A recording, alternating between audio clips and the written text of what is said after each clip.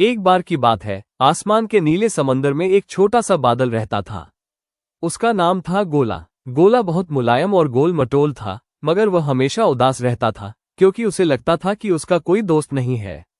एक दिन सुबह सवेरे सूरज की किरणों के साथ आसमान में एक चमकदार परी आई। उसका नाम था नूरा। उसके पंख इंद्रधनुष के रंगों जैसे चमक रहे थे। नूरा ने देखा कि गोला चुप चुप सा एक कोने में तैर रहा है।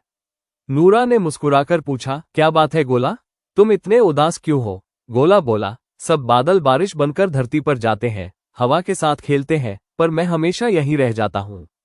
मुझे डर लगता है कि मैं गिर जाऊंगा या खो जाऊंगा।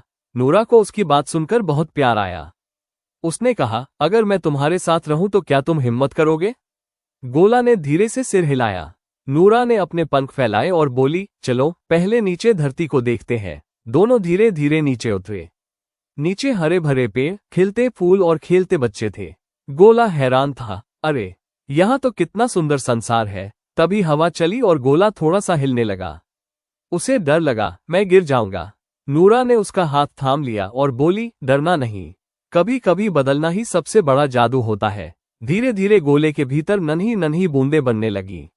वो रोने नहीं लगा था, बल्कि बारिश बन रहा था। कुछ ही देर में हल्की हल्की फुहारें धरती पर गिरने लगी। बच्चे खुशी से उछलने लगे, पेड़ झूम उठे, मिट्टी से मीठी सी खुशबू उठने लगी। गोला चौंक गया, मैंने किसी को खुश किया। सच में? नूरा मुस्कुराई, हाँ, तुमने सबको खुशी दी। यही तुम्हारी ताकत है। बारिश के बाद आसमान में एक इंद्रधनुष बन गया। गोला हल्का सा हो गया और फिर से आसमान की ऊंचाई में लौट आया, मगर इस बार वह उदास नहीं था। उसने नूरा से कहा, आज मुझे समझ आया, जब हम हिम्मत करते हैं तभी हम अपने असली रूप में चमकते हैं। परी ने प्यार से कहा, और जब भी तुम्हें डर लगे, याद रखना तुम अकेले नहीं हो। उस दिन के बाद से गोला और नूरा सबसे अच्छे दोस्त बन गए।